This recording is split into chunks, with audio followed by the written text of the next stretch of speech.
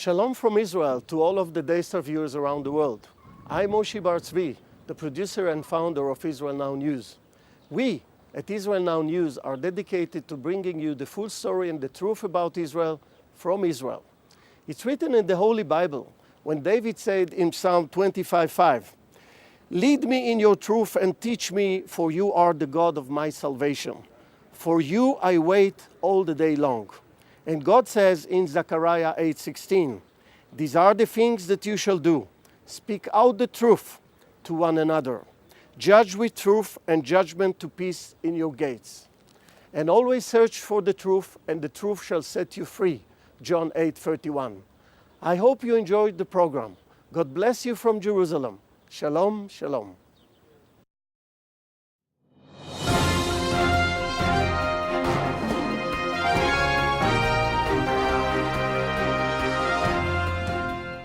Welcome to Israel Now News. I'm Yochanan El Rome.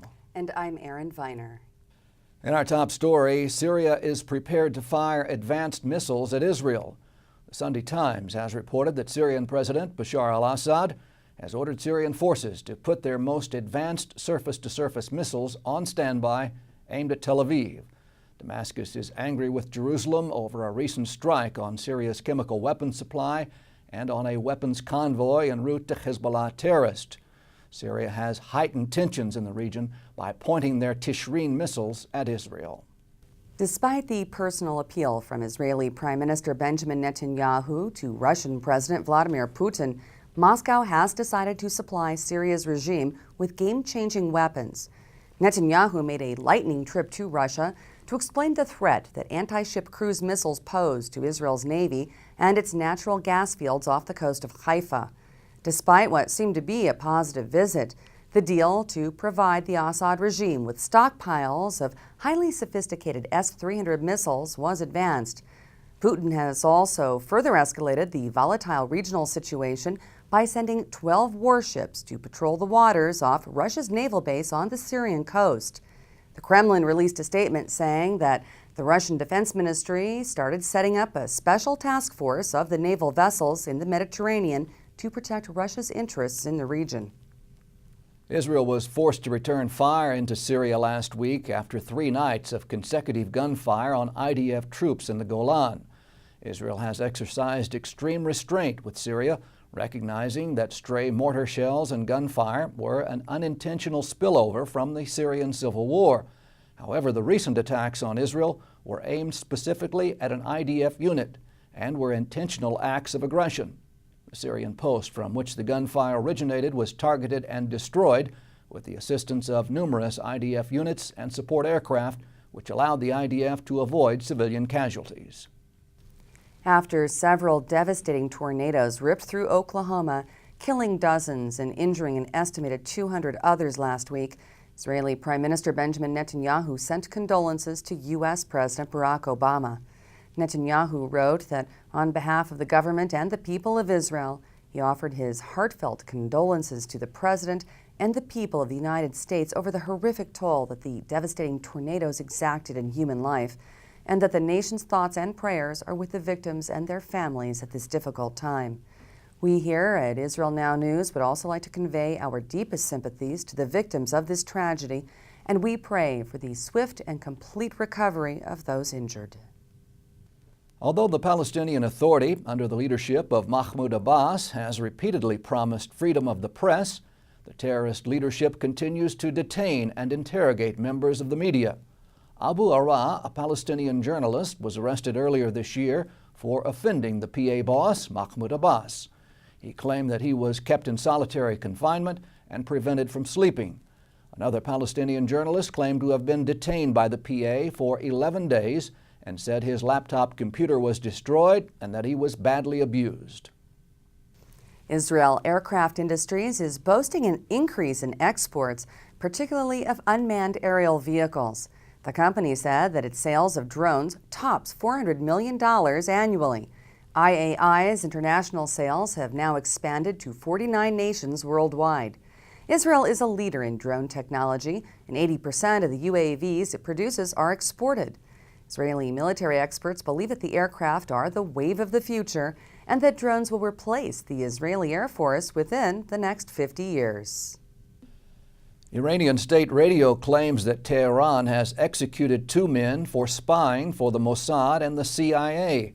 The report said the 2 were hanged, but makes no mention of their arrest or trial.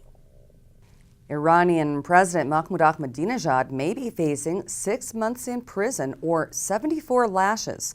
The Al Arabiya network is reporting that the leader is being charged with violating election rules by endorsing his former chief of staff to be his successor.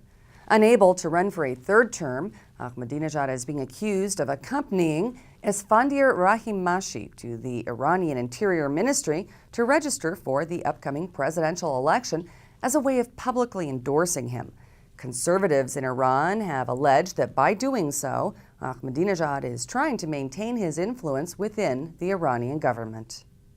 The story of Mohammed al-Dura, the 12-year-old Palestinian boy who was falsely claimed to have been killed by IDF troops, has received further attention. Last week, we reported that the boy, whose death became a symbol of the Palestinian struggle against Israel, is likely alive and living in Gaza. This week, Israeli Prime Minister Benjamin Netanyahu was presented with a report from a government committee of inquiry which states that the footage of al-Dura and his father crouching to avoid IDF gunfire was falsified. In September of 2000, France 2 News reported on the senseless death of this child and created international outrage at the savagery of the Israeli army. The news channel has since been accused of staging the video and falsifying the story. In 2007, a French court demanded the entire unedited footage, which revealed that al-Dura was alive and uninjured at the end of the video. Israel's investigation into the incident has further vindicated the IDF. In response to the report, Netanyahu said, "Focusing on this incident is important because the original report slandered Israel and serves as an example of the delegitimization Israel constantly faces." He said the only way to fight lies is with the truth. Israel's Home Front Command released a report last week stating that while the threat level of a chemical attack against the nation is medium to low, regional instability has now increased that possibility. According to the document, the rise of such a strike is due to the volatile situation in neighboring Syria, with the primary concern on Syria's arsenal of chemical and biological weapons. Loss of control by the Assad regime could lead to the acquisition of these toxic agents by a variety of terrorist groups already active in the region, raising the likelihood that the realization of an unconventional terrorism scenario. The Israeli Water Authority will begin discharging 1,000 cubic meters of water per hour from the Sea of Galilee into the Jordan River in an attempt to replenish the river's water supply and repair its fragile ecosystem. The level of the Jordan has dropped dangerously low, resulting in stagnant and polluted water. Diverting water is just the first step in rehabilitating the endangered river. The state is building a treatment facility on the Jordan shore to conserve water and to preserve the quality of the water in the river. Ramon Ben Ari, CEO of the Israeli Drainage Authority, said the ultimate purpose of this project is to restore historically valuable ecological habitats and agricultural spaces while leveraging peace and cooperation along the way. A Syrian family living in a Jordanian refugee camp has been smuggled into Israel so that doctors can perform open-heart surgery on their 4-year-old little daughter. The Israeli government, acting in conjunction with the Save a Child's Heart organization, is protecting the identity of the family members so that they will not be accused of being collaborators when they eventually return to their country. The child has been suffering from a heart condition since infancy, but the proper treatment was not available to her. After the Syrian civil war broke out, the family fled to Jordan, where a humanitarian group referred them to Save a Child's Heart and put them in touch with Israeli officials. The organization uses volunteer doctors and raises funds to perform life-saving cardiac operations on children in developing countries. They have now treated more than 3,000 children from 45 nations. 2 religious Israeli schoolgirls have shocked the international community by winning the World Kickboxing Championship in Thailand. Muay Thai is a martial art that requires enormous discipline and strength. Neely Block and Sarah Avrahami have been training in Muay Thai 5 times a week for several years in order to compete at the international championship. Their proud coach, Eddie Yusupov, said, "They are among the best on our team. They have no problem fighting boys in the arena. The main thing is the strength of the strike."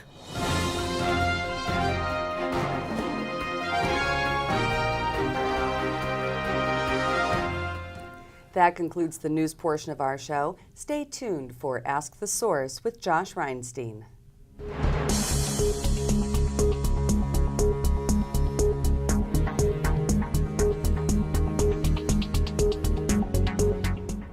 Hello and welcome to Ask the Source. I'm your host Josh Reinstein, and we're here on an extremely sunny day in Jerusalem on our rooftop studio. My guest today is Elliot Goldstein, the Executive Director of International Relations for the Joint Distribution Committee. Elliot, thank you for being on the show. Thank you for having me. Elliot, please tell our viewers about what is the JDC. So thank you. JDC is a global humanitarian organization that seeks to reach out and help Jews and Jewish communities and those vulnerable populations around the world. We provide any type of assistance from food relief, medicines, home care, disaster relief in situations of natural or man-made disasters, be it an earthquake in Haiti or a tsunami in Asia. And basically we're a goal of American Jewry reaching out to help Jews and others around the world and do our bit to repair the world. A lot of the work that you do is here in Israel. What are some of the projects you're working on? In Israel, it's one of our largest operations, and here we work primarily with vulnerable populations, with elderly Holocaust survivors, with children at risk of abuse or neglect, with immigrant populations, and a lot to get people into the workforce so they have an equal opportunity in Israel. Projects range from major initiatives to employ Arab Israeli women or ultra-Orthodox Israelis who have no access to the workforce, to helping Ethiopian Israeli preschoolers to gain access to the skills they need to succeed in school so they have a chance at success in the Israeli marketplace. You know, on top of your work in Israel, you do a lot of disaster relief around the world. Why do you think as a Jewish organization it's so important to get involved in some of these situations like in Haiti or in Asia? So as an American Jewish organization, we feel a responsibility that Jews should do its part to what we call tikkun olam in our tradition, to repair the world. And therefore, the American Jewish community and the JDC want to reach out and provide assistance. In many cases, we have our own organizational expertise that we've gained over time in various disasters or situations or war zones through over 100 years of JDC operation. In some cases, it's to provide direct assistance. In other places, it's to help get Israel into a country or community where Israel has not been welcomed before. And being an American organization, we have special access through the local Jewish community or other diplomatic connections that allow us to get in and then bring in Israel with us. You know, you've had a lot of cooperation in America also with Christian organizations and Christian leaders. Why do you think it's important that Christians get involved with the work that you're doing? JDC believes that our work is to help those who need it the most, wherever they are, whoever they are. We're non-political, we're non-denominational, and therefore any type of partnership we can have with others to provide assistance to those who need it the most, be it the poorest people in the world, the most at risk, the most neglected, or those who have no home or no food. We believe any type of partnership like that would be there. And with the Christian communities, there's a covenantal relationship there from our traditions and our religious views about helping others, about doing good deeds and acts of loving kindness that we both share in our traditions. Do you have a lot of cooperation with Israeli organizations like the Jewish Agency and Keren Hayesod? We have cooperation with hundreds and hundreds of Israeli organizations. Our largest partner in Israel is actually the government of Israel, and they're our main local partner, but we work with municipalities, local nonprofits. There are special occasions where we partner with the Jewish Agency in special programs for populations of interest, and we certainly collaborate with them around the world in the countries we both operate in. How does the JDC work with the government of Israel? Is it a partnership at the ministerial level or at the local level? Both. JDC sees that any initiative we do in Israel, we want to be the startup funder with the seed capital and the R&D expertise, and over time we want to make the Israeli government and Israeli society responsible for solving its own social problems. So any initiative JDC launches, we start with the government on board around the same table and help to bring them in at the beginning phase, and over time they invest more, they do it. So we work with local ministries, Ministry of Education, Health, Welfare, the Finance Ministry, and over time JDC phases out its involvement and the government takes over, replicates it on a national basis, and sustains the funding over time. One of the major issues that have been spoken about in the media here is the plight of Holocaust survivors. What are you doing to help ease the financial burden that they suffer here in Israel? So JDC's reach to Holocaust survivors, in fact, is global, and we are the largest organization providing direct assistance to Holocaust survivors around the world through support of our funders around the globe. In Israel, we're providing community-based services. So a Holocaust survivor who has no family or no support would be part of a JDC supportive community where we bring the services to them. They have an emergency panic button. If they fall or have a problem, they press it 24 hours a day and someone will help them in Russian, in Hebrew, in Yiddish, in any language they need. We provide additional medical assistance, dental care for survivors who can't afford dental care that's not covered by insurance. We have a unique program called Cafe Europa, which allows survivors to come tell their stories and act out their experiences or tell some of the sort of therapeutic approach to engaging survivors in a social environment. We have day centers. We have over 200 day centers in Israel that provide services to elderly and survivors, a hot meal, programming, activities, rehabilitation, hairdressing, whatever you might want that they're not getting in a community. So it's a vast range of services in partnership with local organizations and survivor groups. There are literally tens of millions of people watching this show. What message do you have for our viewing audience? So thanks for the opportunity, Josh, to be here. We believe at JDC that there's so many people who need our assistance, and a collaboration to provide that support wherever it may be is key. And our agenda at JDC is only those people who need our help the most. So we're looking for partners and friends and those to be in coalition with us to reach out and provide that support to those in need throughout the world. Today we're in more than 70 countries around the world, and that list grows or shrinks as we're able to address those problems. So we're looking for collaboration and partners, the Jewish community and Jewish leadership along with Christians and Christian leadership around the world to make real social change and have a real impact. Thank you, Elliot, for being on the show. Thank you for tuning in to Ask the Source. I'm your host, Josh Reinstein. Now back to the studio.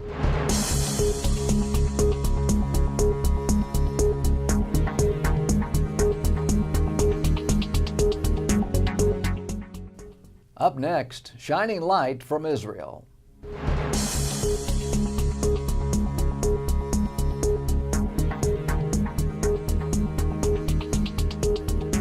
שהחיינו וקיימנו והגיענו לזמן הזה.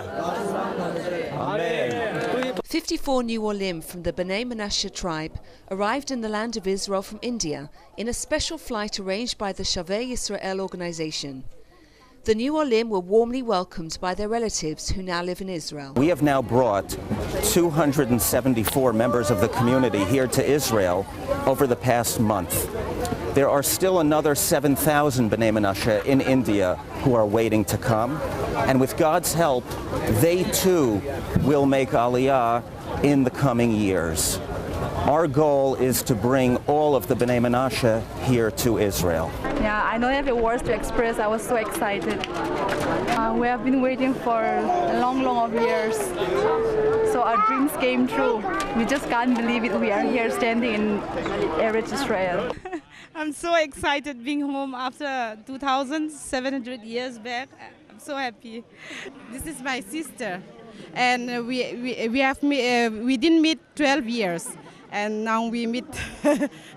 I feel very happy that Hashem sent me here home safe and sound with my baby.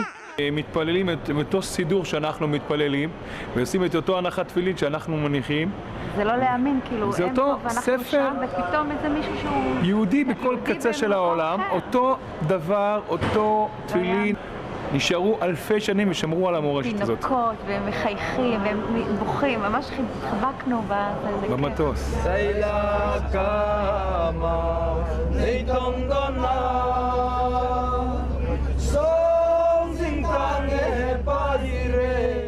The project of bringing the Bnei Menashe to Israel was initiated by Shavei Yisrael. We have been struggling for the past 5 years to resume the Bnei Menashe Aliyah, and now it is happening. These wonderful people were finally able to fulfill their dream and to come home to the land of Israel. They knocked on the doors of the ministry and on the Indian authority doors, and thanks to that, the people arrived here. I am the absorption minister of the State of Israel, and I'm very happy to receive them here. Happiness, what can I tell you? I would like to hope that the part that stayed there will shortly make Aliyah. We will do all we can to receive them here with a lot of warmth, with a lot of sympathy and goodwill. They will undergo various bureaucratic processes, receive their Israeli citizenship and new immigrant status, and then they will move to communities such as Akko and Migdal HaEmek in Israel's north, and they will begin their new lives here in the Jewish state. Much of the funding for the B'nai Menashe Aliyah came from Jewish and Christian philanthropists and organizations. The ICEJ in Jerusalem covered a large part of the costs of the immigrants' flights. Bridges for Peace contributed towards their absorption, and Christians in Singapore and the Far East also assisted greatly with the Aliyah. The Christian Embassy is very thrilled to be sponsoring the flights, not only today, but more in the coming months of these B'nai Menashe. They've been gone for 2,700 years here from the land, but the Hebrew prophets said they would return one day. We got involved with Shvei Yisrael because we felt it was the fulfillment of a dream of people after 2,000 years of being separated from the Jewish people, that they can return to Eretz Israel. I feel so excited, overwhelmed, and I've totally lost for words. I don't know what to say anymore.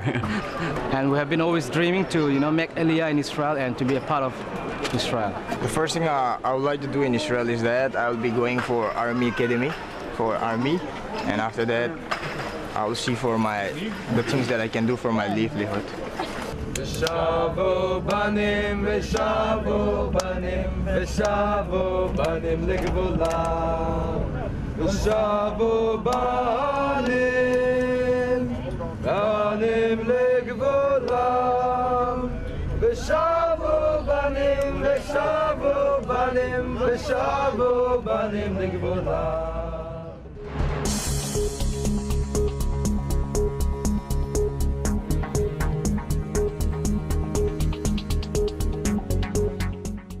Please stay tuned for the ICEJ report from the International Christian Embassy, Jerusalem.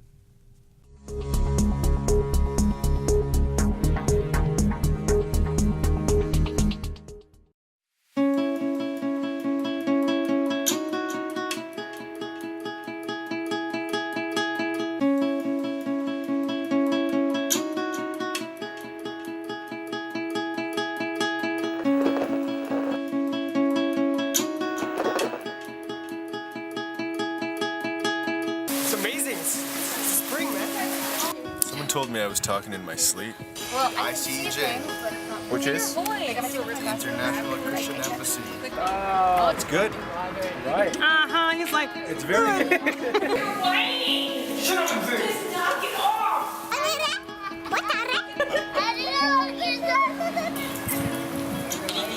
Yeah, we were awesome. Arise, boy. You better arise.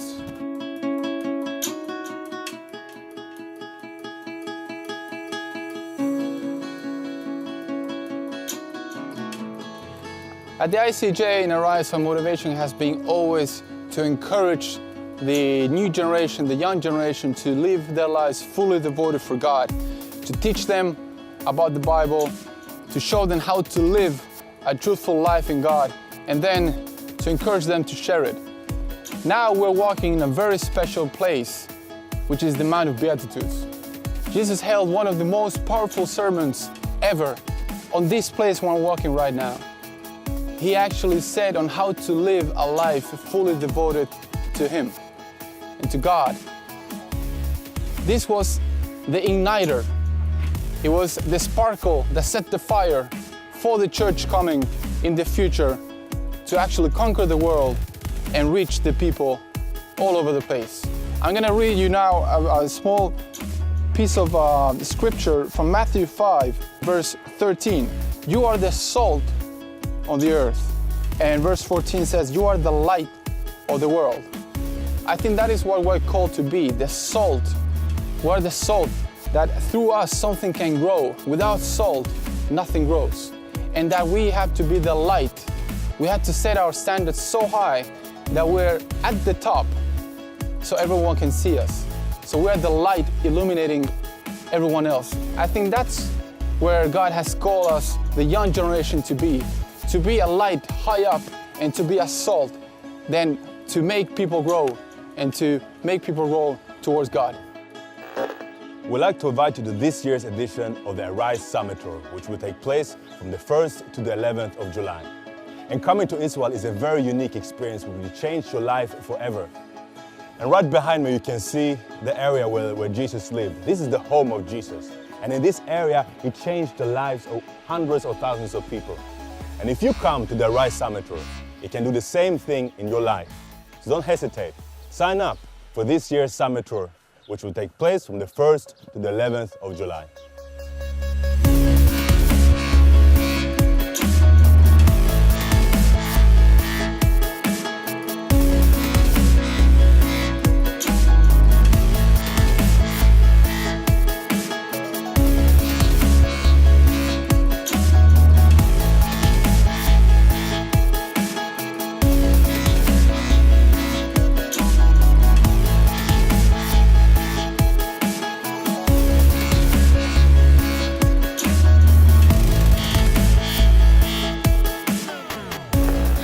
This is the shoreline where Jesus was walking when he came to gather his disciples that would change the history of humankind, the history of you and me who are watching this show right now. Because of these disciples, we are part of a global church. They went all over the world to preach the gospel. Jesus came to these shores to give them a calling, to leave their work, to leave the things that they were doing, to get a real calling from God. Maybe God is calling you to come to the Arise Summer Tour, to get reignited, to get connected again with your Creator, and to be a part of an international environment where you see people from all over the world and friends that will last forever. Come from the 1st to the 11th of July to change your life and to get connected with your Creator. See you in the beginning of July and get the swagger of Arise.